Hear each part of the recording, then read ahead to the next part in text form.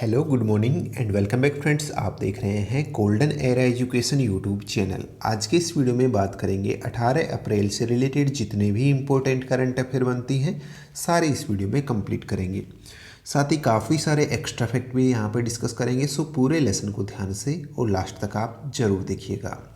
साथ ही यहाँ पर अगर पहली बार चैनल में विजिट कर रहे हैं तो आप जो है चैनल को सब्सक्राइब करके बेल आइकन प्रेस कर लीजिएगा, जिससे कि आने वाली जो सारी लेटेस्ट वीडियोज़ हैं मिलती रहेगी कंटिन्यू आपको सबसे पहले। ठीक है, तो चलिए सबसे पहले हम बात कर लेते हैं जो लास्ट वीडियो की क्विज थी आपके लिए। क्वेश्चन था कि मार्च 2019 के अंत में अंतर्राष्ट्रीय रेटिंग एजेंसी फिच ने अगले वित्त वर्ष 2019-20 के लिए भारत की आर्थिक वृद्धि दर कितनी जारी की थी। तो देखिए इसका राइट आंसर सी वाला ऑप्शन था 6.9%। काफ़ी दोस्तों ने 7.3 बताया था, तो ध्यान रखिएगा मार्च 2019 की बात कर रहे हैं हम, और इस टाइम इन्होंने जारी की थी 6.9%। ठीक है, 2019-20 के लिए। चलिए अब बात करते हैं आज की करंट अफेयर की। तो देखिए पहला क्वेश्चन है आज का, हाल ही खबरों में रहे टाइटन के संबंध में निम्न कथनों पर विचार करें। बात करेंगे टाइटन की। पहला ऑप्शन बोल रहा है कि यह शनि ग्रह का चंद्रमा है, तो बिल्कुल सही है, ये शनि ग्रह का चंद्रमा है जिसका नाम है टाइटन। और आप ध्यान रखिएगा ये जो टाइटन है ये शनि ग्रह का सबसे बड़ा चंद्रमा है। ध्यान रखिएगा वर्तमान में शनि ग्रह के 53 चंद्रमाओं की खोज की जा चुकी है, जिसमें सबसे बड़ा जो है वो है टाइटन। ठीक है, सेकेंड ऑप्शन बोल रहा है कि वैज्ञानिकों ने इस पर लिक्विड मीथेन होने की हाल ही ठोस पुष्टि या आधिकारिक घोषणा की है। बिल्कुल सही है। तो देखिए यहाँ जो शनि ग्रह का जो चंद्रमा है टाइटन, इस पर हाल ही में एक लिक्विड मीथेन जो मतलब मीथेन गैस है वो तरल अवस्था में पाए जाने की यहाँ पे आधिकारिक और ठोस सबूतों के साथ यहाँ पे घोषणा की गई है। ठीक है, तीसरा ऑप्शन बोल रहा है कि सौर प्रणाली में केवल टाइटन व पृथ्वी पर ही तरल पदार्थ मिले हैं अब तक। बिल्कुल सही है। अब तक जो हमारी सौर प्रणाली है, सौरमंडल है, इसके अंदर दो ही ऐसे ग्रह हैं जहाँ पर जो तरल पदार्थ में अंदर जो है पाए गए हैं, तरल पदार्थ पाए गए हैं। एक तो हमारी पृथ्वी है जहाँ पर तरल पदार्थ पाए गए हैं, जैसे कि जल है, ठीक है, पेट्रोल वगैरह जो भी है। उसके अलावा टाइटन दूसरा बन गया है जहाँ पर तरल अवस्था में कोई पदार्थ मिले हैं। ठीक है, तो ये यहाँ पे आपको ध्यान रखना है। ठीक है, चलिए देखिए यहाँ मैं अगर शनि ग्रह की बात करता हूँ तो सौरमंडल में बृहस्पति के बाद दूसरा सबसे बड़ा ग्रह है शनि ग्रह। ठीक है, जिसके टोटल मैंने बताया आपको 53 चंद्रमा है, और टाइटन जो है ये इसमें 53 चंद्रमाओं में सबसे बड़ा चंद्रमा है। ठीक है, सौरमंडल में अगर मैं चंद्रमाओं की बात करता हूँ पूरे सभी ग्रहों के, तो जो गैनीमिड है, गैनीमिड उपग्रह, उसके बाद में जो टाइटन है ये दूसरा सबसे बड़ा चंद्रमा है। ये भी आप ध्यान रख लीजिएगा। ठीक है, तो आई होप सारी चीज़ें आपको क्लियर हो गई होगी, आंसर होगा उपयुक्त सभी सही है। ठीक है, यहाँ पर जैसे कि मैं आप ये चीज़ आप ध्यान रखिएगा, यहाँ पर काफ़ी सारे मतलब कि ऐसे ठोस सबूत मिले हैं जो मीथेन गैस है उसके नदियों के ठोस सबूत यहाँ पे पाए गए हैं। जैसा कि आप इसे एक डेमो तौर पे पिक्चर्स देख सकते हो, ऐसा है नहीं लेकिन एक डेमो बताया गया है। ठीक है, नेक्स्ट चलिए देखते हैं अपना, हाल ही तमिलनाडु में किस फसल की उपज को बढ़ाने के लिए ग्राफ्टिंग तकनीक लॉन्च की गई है। सही आंसर होगा बैंगन। बैंगन की फसल को या फिर इसकी जो ग्रोथ है उसको बढ़ाने के लिए, और जो इसकी मतलब कि उपज को बढ़ाने के लिए ही ये ग्राफ्टिंग टेक्निक जो है वहाँ पे लॉन्च की गई है तमिलनाडु में। ठीक है, ग्राफ्टिंग टेक्निक होती क्या है, थोड़ा सा इसके बारे में बात कर लेते हैं। तो जैसे कि आप इस पिक्चर्स में देख पा रहे हो, मतलब कि दो अलग अलग पेड़ों के तने लिए जाते हैं और उनको फिर एक साथ जो है मिलाया जाता है। ठीक है, एक साथ मिला के एक नया जो पौधा है तैयार किया जाता है, और वो नया पौधा एक अलग ही वैरायटी का होता है, उससे अच्छी मतलब कि किस्म होती है और अच्छी उपज की एक्सपेक्ट उससे जो है की जाती है। ठीक है, तो यही इसका ग्राफ्टिंग टेक्निक होती है। ठीक है, चलिए नेक्स्ट अपडेट देख लेते हैं अब अपना। केंद्र सरकार ने यूरिया नीति 2015 की अवधि 4 साल के लिए बढ़ा दी है। यहाँ यूरिया का प्रमुख घटक क्या है। तो सही आंसर होगा नाइट्रोजन। काफ़ी बार एग्जाम में पूछा जाता है, तो थोड़ा सा यहाँ पे देख लीजिएगा। वैसे करंट में यही है कि जो यूरिया नीति है 2015 वाली, उसको सरकार ने 4 साल के लिए और बढ़ा दिया है, और इसका बढ़ाने से क्या फ़ायदा होगा क्या नुकसान होगा ये थोड़ा सा आप जान लीजिएगा। इससे मेन जो फ़ायदा होगा किसानों को होने वाला है, जो यूरिया की जो नियमित आपूर्ति है वो बनी रहेगी, कमी नहीं रहेगी यूरिया की। साथ ही जो सब्सिडी का बोझ है किसानों पर वो कम होगा इससे। तो ये मेन बेनिफिट्स यहाँ पे होने वाले किसानों को, ठीक है। और जो एग्जाम में यहाँ से क्वेश्चन बनता है साइंस में, वो बनता है कि यूरिया का प्रमुख घटक कौन सा है, नाइट्रोजन है, ध्यान रखिएगा, ठीक है। उसके बाद में देखिए अगर मैं बात करता हूँ तो नेक्स्ट क्वेश्चन देखते हैं अपना। और देखिए यहाँ पे एक और क्वेश्चन बनता है कि नाइट्रोजन की कितनी प्रतिशत मात्रा होती है यूरिया के अंदर। 46% होती है, ठीक है। और इसका यूरिया का उपयोग कहाँ होता है, क्यों किया जाता है, फसलों के अंदर जो फसल की ग्रोथ है उसको बढ़ाने के लिए ही यूरिया को यूज़ किया जाता है, ठीक है। ये भी आप ध्यान रख लीजिएगा। फिर देखिए अगला अपडेट देखते हैं अपना।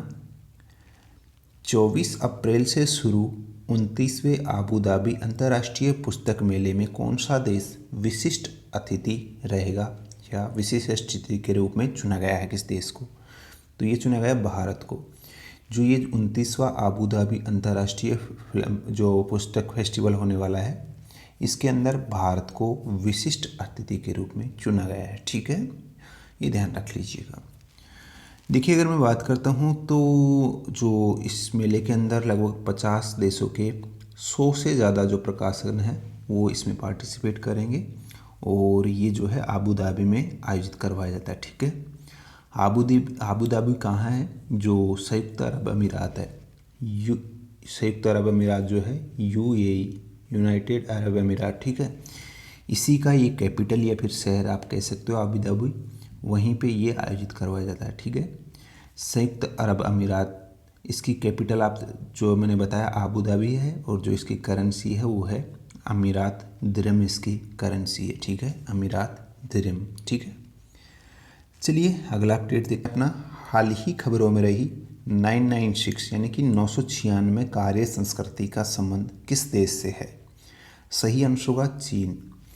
देखिए यहाँ पे हम बात कर रहे हैं 996 कार्य संस्कृति, तो ये क्या है, तो देखिए आपको बता दें कि इसके तहत सप्ताह के अंदर 6 दिन 9 से 9 यानी कि 12 घंटे काम का जो है प्रावधान है इस संस्कृति के अंदर, और इसी को नाम दिया गया है 996 कार्य संस्कृति। ये कहाँ की संस्कृति है, चीन की है। और अभी रिसेंटली न्यूज़ में इसलिए रही है कि जो चीन की जो मतलब कि जो famous online e commerce company है अलीबाबा का नाम आपने सुना होगा।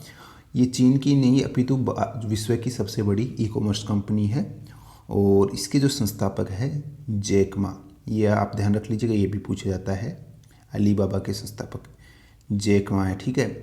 और इन्होंने इस संस्कृति का हाल ही में जो है मतलब कि ये समर्थन किया है, और इसी वजह से ये न्यूज़ में रही है, ठीक है। तो ये चीज़ आप ध्यान रख लीजिएगा, ये चीन की संस्कृति है। ये वैसे पीसीएस लेवल की जो एग्ज़ाम्स होती है उनके अंदर ऐसे क्वेश्चन पूछे जाते हैं, एसएससी रेलवे के अंदर मोस्टली ऐसे क्वेश्चन नहीं मिलते हैं, ठीक है। चलिए चीन की बात की है यहाँ पे, तो जैसा कि चीन आप देख पा रहे हो मैप के अंदर, हमारा जो इंडिया है यहाँ पे, इससे ये जो है ये एरिया ये चीन है, ठीक है। और जो इसकी कैपिटल है वो है बीजिंग, और जो करेंसी है रेमिन भी यहाँ की करेंसी है, और शी जिनपिंग जो है यहाँ के वर्तमान में जो प्रेसिडेंट है, ठीक है। चलिए नेक्स्ट अपडेट देखते हैं अपना।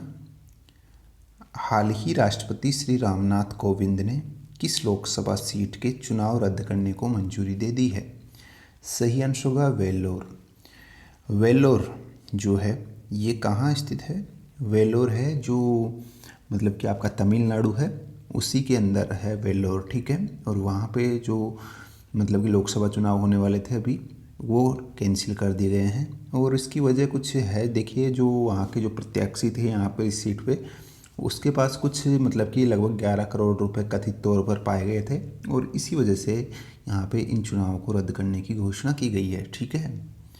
चलिए फिर देखते हैं नेक्स्ट क्वेश्चन अपना। विश्व धरोहर में शामिल 850 साल पुरानी दुनिया की प्रसिद्ध इमारत नॉट्रे डेम कैथेड्रल आग से नष्ट हो गई है, यह है किस देश में है। सही आंसर होगा आपका, यह है फ्रांस में। देखिए ये फ्रांस की ही ये इमारत है जिसका नाम आप ध्यान रख लीजिएगा बस, नॉट्रे डेम कैथेड्रल, ठीक है। जैसा कि यहाँ पे इस पिक्चर्स में आप देख सकते हो, काफ़ी पॉपुलर और जो विश्व धरोहर की सूची में ये शामिल थी ये इमारत, और लगभग 850 साल पुरानी ये इमारत थी, ठीक है, जो हाल ही में आग की चपेट में आकर पूर्णतया नष्ट हो चुकी है, ठीक है। तो ये आप इतना सा ध्यान रख लीजिएगा। फ्रांस के अंदर जो पेरिस है, जो कि फ्रांस की कैपिटल भी है, उसी के अंदर ये इमारत, ठीक है। फ्रांस की बात की है तो कैपिटल मैंने आपको बताई दी है, पेरिस है, और जो करेंसी है वो है यूरो और फ्रैंक। यूरो और फ्रैंक यहाँ की कैपिटल जो है करेंसी, ठीक है। चलिए नेक्स्ट अपडेट देखते हैं अपना। मद्रास हाई कोर्ट के निर्देश के अनुसार भारत में निर्देश के बाद भारत में किस पॉपुलर वीडियो शेयरिंग प्लेटफॉर्म को बैन कर दिया गया है? सही आंसर होगा टिकटॉक को। देखिए काफ़ी लोगों को यहाँ पे झटका लगा है, जो हमेशा चिपके रहते हैं टिकटॉक के। काफ़ी पॉपुलर हुआ है ये भारत में भी, भारत में नहीं ये विश्व में भी जो है बहुत ज़्यादा पॉपुलर हुआ था। पिछले लगभग 2 साल पहले लॉन्च हुआ था और 2 साल में इसने मतलब कि दुनिया में तहलका मचा दिया था टिकटॉक में। और ये मतलब कि कुछ ज़्यादा ही जो है आगे मतलब कि इसमें होने लगी थी चीज़ें। एक वीडियो शेयरिंग प्लेटफॉर्म है जिसमें कुछ अश्लील वीडियो भी जो है शेयर होने लगे थे, कुछ पोर्न वीडियो जो है। और उसी को देखते हुए जो हमारे भारत का जो है कोर्ट है उसने ये मतलब कि यहाँ पे कदम उठाया है और भारत में इसको बैन कर दिया है, ठीक है। तो ये चीज़ आप ध्यान रख लीजिएगा। टिकटॉक, इसका पहले नाम म्यूजिकली था और इसको बाद में टिकटॉक किया गया, ठीक है। चलिए टिकटॉक की अगर मैं बात करता हूँ तो ये एक चीन की सोशल कंपनी जिसका नाम है बाइट डांस। आपको शायद पता हो, बाइट डांस जो कंपनी है उसी के द्वारा ये सॉफ्टवेयर लॉन्च किया गया था। चीन की कंपनी है और 2 साल पहले लगभग ये लॉन्च की गई थी, ठीक है। चलिए नेक्स्ट देख लेते हैं अपना। भारतीय मूल के केशव राघवन और उसकी टीम द्वारा निर्मित किस सैटेलाइट को नासा ने अंतरिक्ष में भेजने की घोषणा की है? सही आंसर होगा क्यूबसैट। क्यूबसैट जैसे कि आप यहाँ पे देख सकते हैं फोटो में, एक क्यूब के आकार मतलब किस तरीके से इसके आकार के आधार पर इसको नाम दिया है क्यूबसैट। और जो भारतीय मूल के जो अमेरिकी जिनका नाम है राघवन, ठीक है, जैसे कि मैंने आपको बताया केशव राघवन, इन्हीं के द्वारा और इनकी टीम के द्वारा ये तैयार किया गया था, जिसको जो अमेरिका की स्पेस एजेंसी है नासा, ठीक है, इसने आने वाले साल 2020-21 में जो है इसको स्पेस में भेजने की घोषणा की है, ठीक है। चलिए इसका कार्य क्या होगा? तो देखिए इसका कार्य होगा एक तरीके से एक छोटा उपग्रह है जो ब्रह्मांडीय जो किरणें होंगी उसको पता लगाने में, उनका पता लगाने में, उनको पहचानने में ही ये कार्य करेगा, ठीक है। नासा जैसे कि मैंने आपको बताया ये अमेरिका की स्पेस एजेंसी है, ठीक है। चलिए अगला अपडेट देखते अपना। हाल ही खबरों में रहा वीरा क्या है? वीरा एक तटरक्षक जहाज है भारत का, जैसा कि आप यहाँ देख सकते हो। ये भारत का तटरक्षक जहाज है जिसको हाल ही में जलावृत किया गया है, जो हमारे मतलब कि जो थल सेना अध्यक्ष विपिन रावत उन्हीं के द्वारा जो विशाखापट्टनम तट है वहाँ पर इसको जलावृत किया गया है, ठीक है, रिसेंटली। तो इसीलिए ये रिसेंटली न्यूज़ में रहा है। ध्यान रखिएगा वीरा भारत का एक तटरक्षक जहाज है, ठीक है। अगला अपडेट देखिए अपना। निम्न में से किसे street child cricket world cup में भारतीय टीम का सद्भावना दूत नियुक्त किया है? देखिए आपका सही आंसर होगा Mithali Raj. Street child cricket world cup, ये मतलब कि आप कह सकते हो नाम से पता चल रहा है जो सड़क पर जो काम करने वाले बच्चे या फिर कह सकते हो सड़क से संबंधित जो बच्चे होते हैं, ठीक है, उन्हीं के लिए ये वर्ल्ड कप है, जिसमें जो भारतीय टीम होगी उसका जो यहाँ पे चुना गया है गुडविल एम्बेसडर या फिर सद्भावना दूत आप कह सकते हो, वो कोच किसे चुना गया है? जो यहाँ पे मिताली राज है, ये कौन है? भारतीय महिला क्रिकेट टीम की प्लेयर है, ठीक है, इन्हीं को यहाँ पे चुना गया है। चलिए अब बात करते हैं जो आज की क्विज है आपके लिए। इसका आंसर नीचे कमेंट बॉक्स में लिखना है। नवंबर 2018 में कनाडा में आयोजित जूनियर वर्ल्ड बैडमिंटन चैंपियनशिप की पुरुष एकल प्रतिस्पर्धा में किस भारतीय ने कांस्य पदक जीता था? जो भी आपका सही आंसर है नीचे कमेंट बॉक्स में ज़रूर लिखिएगा। मिलते हैं नेक्स्ट अपडेट के साथ और उसी में इसका डिस्कशन करेंगे। उम्मीद करता हूँ वीडियो पसंद आई होगी। अगर कुछ डाउट है तो कमेंट बॉक्स में ज़रूर लिखिएगा। वीडियो पसंद आई तो इस वीडियो को ज़्यादा से ज़्यादा लाइक कीजिएगा, शेयर कीजिएगा, चैनल को सब्सक्राइब कीजिएगा। मिलते हैं नेक्स्ट अपडेट में। Thank you.